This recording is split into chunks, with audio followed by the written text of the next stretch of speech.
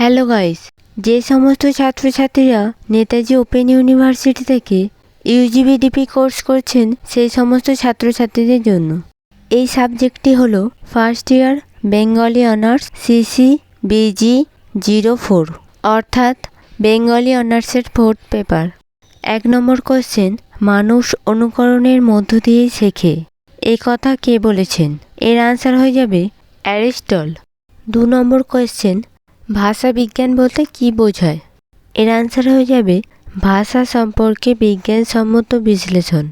3 নম্বর question, Banmukh লিপি কোন জাতির মধ্যে উদ্বুদ্ধ হয়েছিল?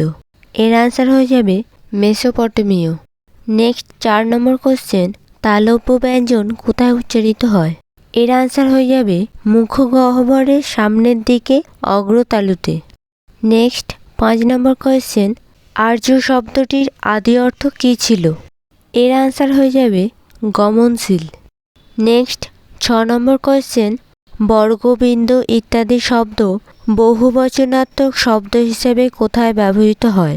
এর আনসার হয়ে যাবে প্রাণীবাচক শব্দে।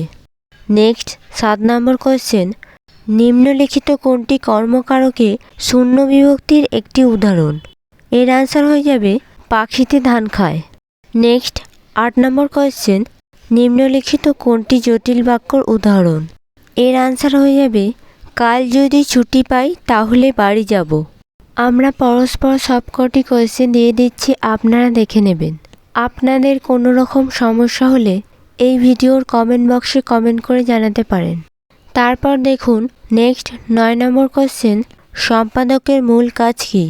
এর আনসার হয়ে যাবে বাক্য বিন্যাসে অস্পষ্টতাকে স্পষ্ট করা।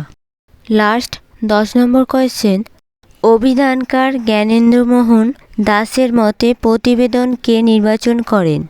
এর আনসার হয়ে যাবে সজনীকান্ত দাস।